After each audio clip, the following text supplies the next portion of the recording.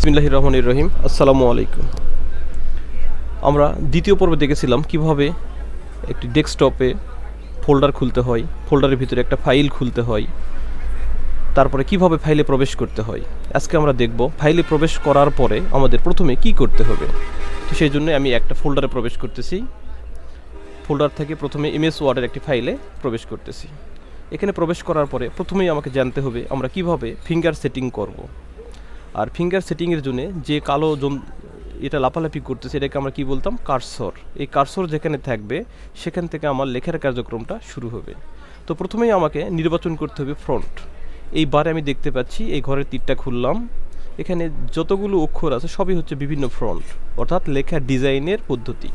তো এখানে প্রথমেই আমরা ইংরেজি ফ্রন্ট হিসেবে নির্বাচন করব টাইমস নিউ রোমান। আমি এটার মধ্যে ক্লিক করলাম। করার পর এবার আমি কিবোর্ড থেকে যে অক্ষর চাপ দিব সেটা আমার কিবোর্ডে উঠতে থাকবে।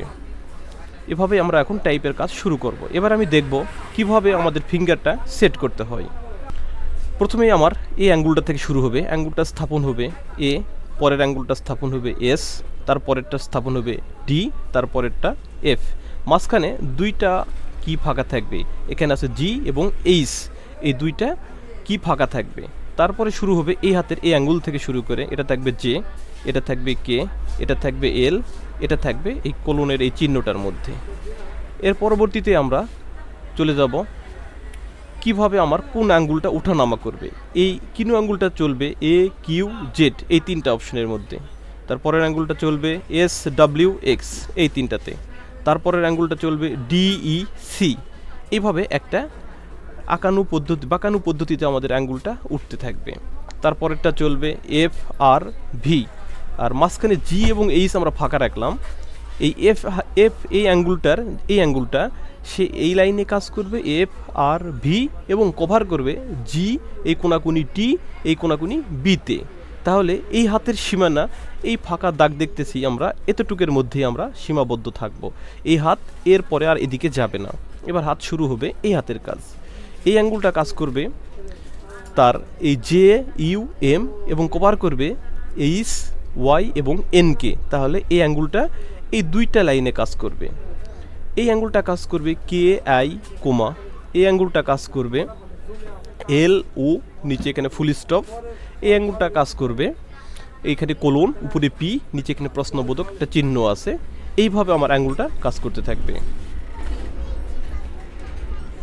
আর বুড়ো আঙ্গুল দ্বারা এই স্পেস বার এটাকে আমরা চেপে একটা লেখা থেকে আর একটা লেখার দূরত্ব তৈরি করব। আমরা দেখতে পাচ্ছি কোন আঙ্গুল দ্বারা কোন অক্ষরটা আমাদের চাপতে হবে।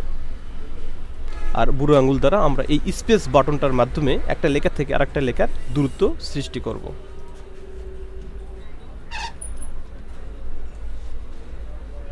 এভাবে এখন আমরা হাত দুইটা বসাবো। এই অ্যাঙ্গুল থেকে শুরু করব এ এস ডি এফ, মাঝখানে জি এবং এইচ ফাঁকা রাখবো। এই পাশ থেকে শুরু করব জে কে এল কোলন। আমার কিনো আঙ্গুলের যে কাজটা শুরু হবে এ কিউ জেড, তারপরের আঙ্গুলটা কাজ করবে কোথায় এস ডাব্লিউ এক্স, তারপরের আঙ্গুলটা কাজ করবে ডি ই সি, তারপরের অ্যাঙ্গুল এটা কাজ করবে এফ আর ভি, মাঝখানে জি এবং এইচ ফাঁকা রেখে আমরা ধারাবাহিকভাবে টাইপের কাজে মনোনিবেশ করব। আর বুড়ো আঙ্গুল দ্বারা আমরা স্পেস বাটনটাকে চেপে একটা লেখা থেকে আর একটা লেখার দূরত্ব সৃষ্টি করব। এভাবে আমরা কিবোর্ডের মধ্যে এখন আঙ্গুল সেট। আবার আমি এমএস ওয়ার্ডের ফাইলে ফিরে যাচ্ছি।